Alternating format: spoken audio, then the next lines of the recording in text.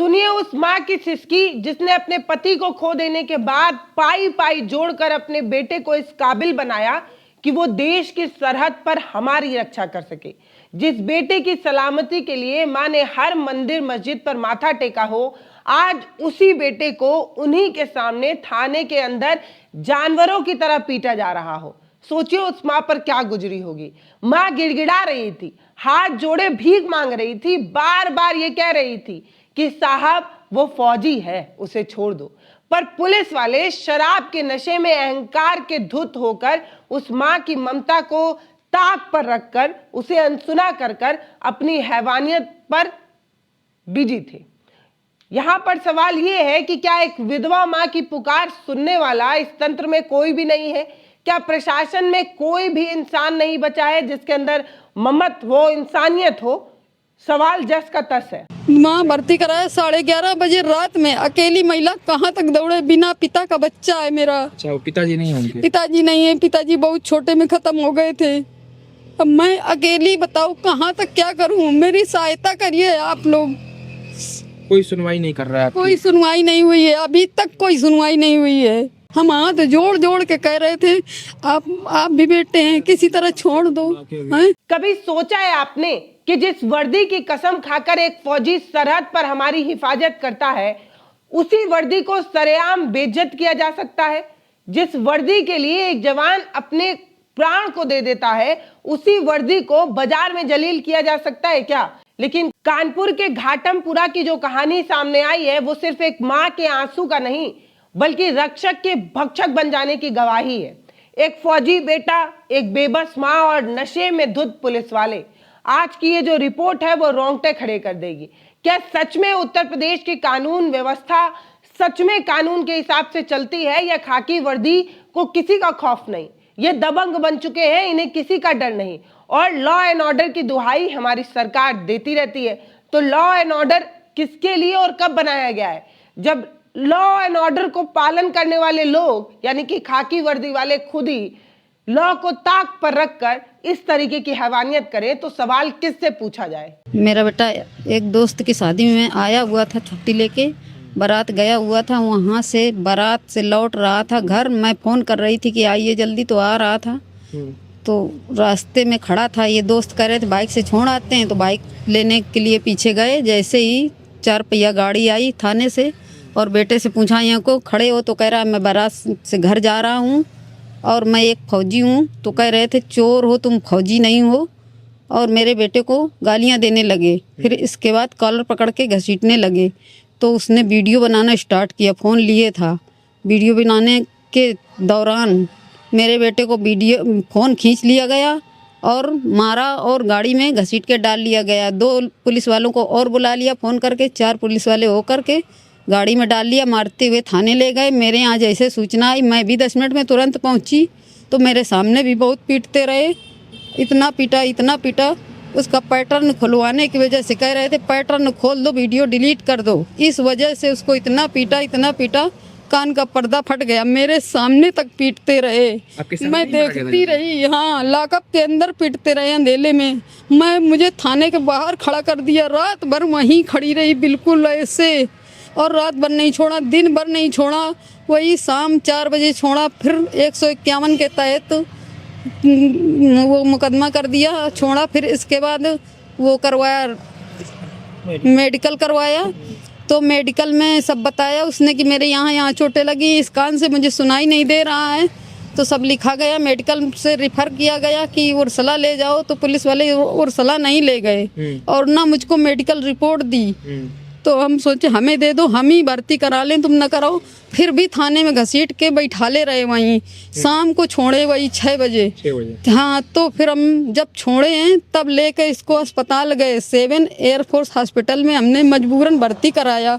क्या करें, उसके पास यही दिक्कत थी, भर्ती ना कराएं तो कैसे, बताओ कैसे न्याय दो बस हमें। माँ भर्ती कराया 11:30 बजे रात में, अकेली महिला कहाँ तक दौड़े, बिना पिता का बच्चा है मेरा। हैरानी की बात यह है कि छुट्टी पर आया फौजी बार बार अपनी पहचान बताता रहा, लेकिन पुलिस वाले इस तरीके का जवाब देते रहे कि फौजी हो तो क्या चोर नहीं हो सकते। यह शब्द किसी अपराधी का नहीं, उस पुलिस वाले का है जो रक्षा करने की जिम्मेदारी लेते हैं, जनता के रक्षक है ये। और ये एक जवान को ये कह रहे हैं कि जवान हो गया तो क्या हो गया, जवान चोर नहीं हो सकता क्या। मतलब इस तरीके की बदसलूकी नीतीश के साथ की गई। और ये बदसलूकी इसलिए हुई क्योंकि नीतीश ने इस बदसलूकी का वीडियो बना लिया था।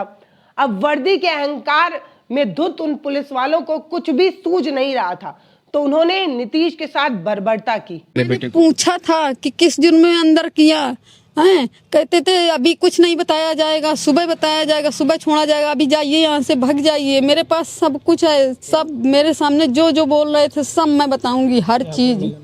हाँ, ऐसे मुझसे बोल रहे थे यहाँ पर मिलन केंद्र नहीं है, मिलन जुलन केंद्र नहीं है, यहाँ से जाइए। अभी तो कितना पीटा गया, अभी और पीटेंगे, तोड़ देंगे इसको, ऐसा कर रहे थे। और मोबाइल कह रहे थे, मेरे सामने पैटर्न खुलवाने गए 3 बार लॉकअप में, और इतना पीटा, गिरा गिरा के कान का पर्दा फट गया। कह रहे थे पैटर्न खोल दो मोबाइल का, वो पैटर्न नहीं खोल रहे थे। मोबाइल में ऐसा क्या था? पता नहीं, वीडियो केवल बनाया था बस। जैसे कॉलर पकड़ा तो वीडियो केवल बनाया था भाई, वीडियो बनाया था कि हमारे हम अकेले हैं, कोई तो हमें चाहिए, हम कुछ गलती नहीं कर रहे, तो बिना गलती के क्यों हमारा कॉलर पकड़ लिया। तो उतना वीडियो उसमें बना है। मोबाइल जिस समय मिल जाएगा उस समय बिल्कुल साक्षात सामने आ जाएगा कि हाँ किसकी गलती है। तो अब तक जो प्रशासन मतलब एफआईआर दर्ज की गई है आप लोग की? नहीं, कोई एफआईआर नहीं दर्ज हुई है, कोई सुनवाई नहीं हुई है अभी, कुछ नहीं, कहीं नहीं सुना गया। मैं वहाँ तक दौड़ के गई, वहाँ एप्लीकेशन दिया, कोई मुझे वहाँ से रिसीविंग नहीं मिली। एसपी डीएस कर लेगा इसी के पास? हाँ, रिसीविंग नहीं मिली। हम एप्लीकेशन हर जगह लगाए पड़े, लेकिन मतलब रिसीविंग नहीं दिया। कह रहे हैं कार्रवाई करेंगे, लेकिन कार्रवाई हो नहीं रही। लॉकअप के अंदर जो हुआ वो किसी टॉर्चर से कम नहीं था। ये सारा टॉर्चर सिर्फ इसलिए हो रहा था क्योंकि नीतीश ने वीडियो डिलीट करने से मना कर दिया था, अपने मोबाइल का लॉक नहीं खोला, तो उसे इस तरीके से पीटा गया, इस तरीके से मारा गया कि उसके कान का पर्दा फट चुका है। किसे मारा गया है? एक जवान को मारा गया है। क्यों मारा गया है? क्योंकि उसने अपने मोबाइल में वो वीडियो बना लिया था जो पुलिस वालों की करतूत थी।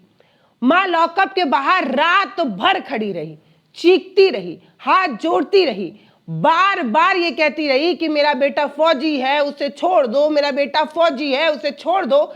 लेकिन पत्थर दिल पुलिस वालों को थोड़ा भी तरस नहीं आता है। क्या मोबाइल का पासवर्ड किसी इंसान की जान से ज्यादा बड़ा हो सकता है? क्या बोल? मेरे बेटे को मेरे सामने पीट रहे हैं, भला बोलेंगे नहीं? कह रहे थे, हम भी बोल रहे थे कि आपकी माँ बहन नहीं है क्या, आपके दर्द नहीं है? बिल्कुल, तुम तो बिल्कुल जैसे पत्थर बना लिए हो, वैसे मार रहे हो उसको, पत्थर दिल हो गए हो। फिर भी कह रहे थे अरे अभी क्या, अभी तो और लाख नहीं खोलेगा तो इसको ऐसे पीटेंगे, लाख खुलवा दो, कह रहा था। साफ वो कह रहे थे कि मोबाइल का लॉक नहीं खुलेगा तो मारेंगे और मारेंगे उसको। हाँ, कह रहे थे पैटर्न, मोबाइल का पैटर्न खुलवा दो। तो हमने कहा भी पैटर्न बेटा खोल दो, लेकिन उसने पैटर्न नहीं खोला, तो इसलिए और मारा, गुस्साए हुए फिर और ज्यादा मारे, इतना पीटे, चढ़ बैठे उसके ऊपर, ऐसे पीटे बिल्कुल लाकम में, मारते मारते यहाँ सुझा दिया और कान का पर्दा तक फाड़ दिया। वो कान ऐसे किए, फिर बाहर जब निकला शाम को तब बताया कि मम्मी सुना ही नहीं दे रहा कान में। उस टाइम बच्चा बोल भी रहा था आपका? हाँ, बोल रहा था, लेकिन बहुत ज्यादा चोटें थी, तो मतलब बहुत धीरे धीरे बोल रहा था। अच्छा, कौन कौन था ये बता सकती हैं क्या? किसी का नाम पढ़ा हो आपने? हाँ, किसी पुलिस वाले का? हाँ, हमने पूछा था, हमने कहा इनका क्या नाम है जो हमसे इस तरह बोल रहे हैं? उनका नाम था शैलेंद्र कोई, हाँ, शैलेंद्र सिंह, कस्बा चौकी इंचार्ज। जी, शैलेंद्र सिंह, कस्बा चौकी इंचार्ज। और एक वो थे रविंद्र सिंह बुंदेला, और थे प्रदीप थे। ये 3 तो मतलब थे, और 2-3 और अन्य घुस के मार रहे थे लॉकअप के अंदर। हाँ, कांस्टेबल थे। हाँ, ये मतलब ये सब तीनों थे। बाहर से सब देख रहे थे आप लोग? सब बाहर देख रहे थे। हाँ, बाहर बिल्कुल सामने ऐसे खड़े थे। अगर वहाँ के कैमरा देखे जाए ना तो आपको लगेगा कि हाँ हम सच बोल रहे हैं कि नहीं। कैमरा, एक बार कैमरा चेक करा लीजिए, न विश्वास हो तो। कुछ मतलब कार्रवाई हुई है? कैमरा चेक वगैरह कुछ हुआ है? कुछ नहीं कार्रवाई हुई। हाँ, हम बोल रहे थे कि सर क्यों मार रहे हो, हमारी कोई दुश्मनी है क्या, तुमसे बात बताइए। तो कह रहे थे कि कोई दुश्मनी नहीं है, तेरा बेटा चोर है, चोर के यहाँ से इसलिए खड़ा था वहाँ। अच्छा, ये कह रहे थे, बस चोर ही कह रहे थे, बाकी उसका कोई कसूर नहीं है, कोई कसूर नहीं है, बिल्कुल बारात से लौट रहा था। बारात गए थे शादी ब्याह में? हाँ, बारात से लौट रहा था, दोस्त की बारात थी, दोस्त के भाई की, और बारात की उससे वहाँ से छुट्टी लेके आया था। नाम है तुम्हारा? मेरा नाम नीतीश सचान है। मैं एयरफोर्स में कार्यरत हूँ और मैं कल रात 11 बजे अपने भाई दोस्त के भाई की शादी से वापस आ रहा था। कभी हाईवे में मिलन गेस्ट हाउस के हाईवे में एक वाइट बोलेरो रुकी और पूछने लगी कहाँ कौन हो। तो मैंने बोला मेरा नाम नीतीश सचान है। तो बोले तुम्हारे पापा क्या करते हैं? मैंने बोला मेरे पापा नहीं है। तो बोला कि कोई बाप का नाम तो होगा। तो मैंने कहा "सर, थोड़ा सही से बात करो। मैं फौजी हूँ। तो बोला कि फौजी होजी तो चोर होते हैं और मेरा कॉलर पकड़ लिया। तो कॉलर मैंने छुड़ाया और तो ये फट गया और मैंने फिर वीडियो बनाना स्टार्ट किया तो फ़ोन छुड़ा लिया, मेरा हाथ खींच लिया और 2-4 लोगों को और बुला के मुझे गाड़ी में डाल के थाने ले आए। रात में यहाँ पे बहुत पीटा, कम से कम 70-80 थप्पड़ मारे हुए हैं। पीठ में मारा हुआ है, कान में मारा हुआ है, पर्दा फाड़ दिया है कान का और फोन भी ले। इतना ही नहीं, हद तो तब पार हो गई कि जब सुबह ये पुलिस वाले मेडिकल कराने के लिए जाते हैं तो देश के रक्षक को किस तरीके से रस्सियों में बांधकर ले जाया जाता है, ये सबसे ज्यादा शर्म की बात है। हथकड़ी लगाने की धमकी दी जाती है। ये जवान जो इस तरीके की हैवानियत देख रहा था, सरहद पर महीनों रहता है अपने परिवार से दूर ताकि हम चैन से सो सकें। अब सवाल यही है कि क्या किसी जवान के सम्मान की रक्षा करना भी हमारे पुलिस वाले नहीं जानते? ये नहीं जानते कि किस तरीके का सम्मान सैनिकों को दिया जाना चाहिए। इन्हें कुछ भी नहीं पता। इनके पास एक खाकी वर्दी है जो ये पहन लेते हैं, इसके बाद इन्हें ऐसा लगता है कि ये ब्रह्मा हो गए हैं और इनसे ऊपर कोई नहीं है। मैंने बोला सर वो भी एक फौजी है, आप इस तरह से उसको हथकड़ी पहना के लिए जा रहे हैं, रस्सी से बांध के लिए जा रहे थे, वो फोटो है मेरे पास। तो मैंने बोला सर आप एक फ़ौजी है, वो भी आप इस तरह से उसके साथ व्यवहार कर रहे हैं। तो कह रहे हैं कि नहीं फ़ौजी है तो क्या हुआ, मेरा तो मन था इसको हथकड़ी डाल के ले जाने का। मैंने कहा सर हाँ, मैंने कहा सर वो तो ठीक है, चलिए आपकी अभी रक्षा में है, आप कुछ भी कर सकते हैं। फिर इसके बाद हम लोग CSC घाटमपुर गए, वहाँ नीतीश का मेडिकल हुआ। नीतीश ने बताया डॉक्टरों को मुझे इस कान से सुनाई नहीं दे रहा सर, सारी चोटें दिखाई। तो डॉक्टर साहब ने उनको कानपुर के उर्सला हॉस्पिटल में रिफ़र कर दिया। कानपुर के उर्सला हॉस्पिटल में रिफ़र करने के बाद लेटर पुलिसकर्मियों को दे दिया। वहाँ से थाने फिर आए, फिर मैंने बोला कि नहीं सर वो लेटर दे दीजिए और नीतीश को वहाँ एडमिट कराना है। डॉक्टरों ने बोला है कि नहीं एडमिट कराना पड़ेगा और आप मुझे लेटर नहीं दे रहे हैं। शाम तक हम लोग बैठे रहे, कोई लेटर नहीं दिया गया और रात 11:30 बजे हम लोग वहाँ 7 एयरफोर्स हॉस्पिटल कानपुर में एडमिट कराए हैं। डॉक्टरों ने हालत को गंभीर देखते हुए उर्सला अस्पताल रेफर कर दिया, लेकिन पुलिस वाले उस जवान को अस्पताल ले जाने की बजाय थाने में वापस ले आते हैं और बैठाए रखते हैं। ना कोई मेडिकल रिपोर्ट दी जाती है, ना इलाज कराया जाता है, सिर्फ और सिर्फ मारपीट की जाती है। जान लेने की कोशिश नहीं है तो ये क्या है कि जब किसी को चोट लगी हो, डॉक्टरों को हालत गंभीर लग रही हो, वो दूसरे अस्पताल में रेफर कर रहे हो, लेकिन पुलिस वाले इलाज ना कराने की बजाय उसे थाने वापस ले जाते हैं। आखिर पुलिस वाले क्या छिपाना चाहते थे? आखिर उस मोबाइल के उस वीडियो में ऐसा क्या था कि आपने उस जवान को मौत के वारंट की तरह तब्दील कर दिया, उस जवान के साथ इस तरीके की बर्बरता की? मेडिकल करवाया तो मेडिकल में सब बताया उसने कि मेरे यहाँ चोटें लगी, इस कान से मुझे सुनाई नहीं दे रहा है। तो सब लिखा गया, मेडिकल से रिफ़र किया गया कि उर्सला ले जाओ। तो पुलिस वाले उर्सला नहीं ले गए और ना मुझको मेडिकल रिपोर्ट दी। तो हम सोचे हमें दे दो, हम ही भर्ती करा लें, तुम ना कराओ। फिर भी थाने में घसीट के बैठा ले रहे वहीं। इंसाफ की गुहार लगा रही मां को पुलिस वालों ने मिलन केंद्र ना होने की नसीहत दी, लेकिन आरोप यह है कि ड्यूटी पर मौजूद ये पुलिस वाले नशे में धुत थे। अगर रक्षक ही नशे में चूर होकर कानून की धज्जियां उड़ाएंगे तो आम आदमी किसके पास जाएगा? और ध्यान रहे ये उत्तर प्रदेश के पुलिस वाले हैं। ये वो पुलिस वाले हैं जिसकी लॉ एंड ऑर्डर की तारीफ होती है। खुद मुख्यमंत्री योगी आदित्यनाथ जी जीरो टॉलरेंस का दावा करते हैं, लेकिन ये पुलिस वाले रक्षक बनने की बजाय भक्षक बन चुके हैं। कानून की धज्जियां उड़ाते हैं, नियम और कानून को ताक पर रखकर शराब पीकर इस तरीके की हैवानियत करते हैं। अब सवाल यह है कि घाटमपुरा में पुलिस वालों पर एक्शन होगा या नहीं होगा, क्योंकि ये पुलिस वाले तगड़ी व्यवस्था कर रहे हैं, लॉ एंड ऑर्डर मेंटेन कर रहे हैं। तो इन पुलिस वालों पर कोई एक्शन होगा या नहीं, ये सवाल है। सारे के सारे ड्रिंक किए थे और हमसे भी बोल रहे थे, कह रहे थे तू यहाँ क्यों आई, जा वहाँ अपने घर जा, यहाँ बोल रहे थे कि तू हाँ यहाँ क्यों आई है? हाँ ऐसे बोल रहे थे, बहुत ज्यादा बहुत बदतमीजी से बात कर रहे थे।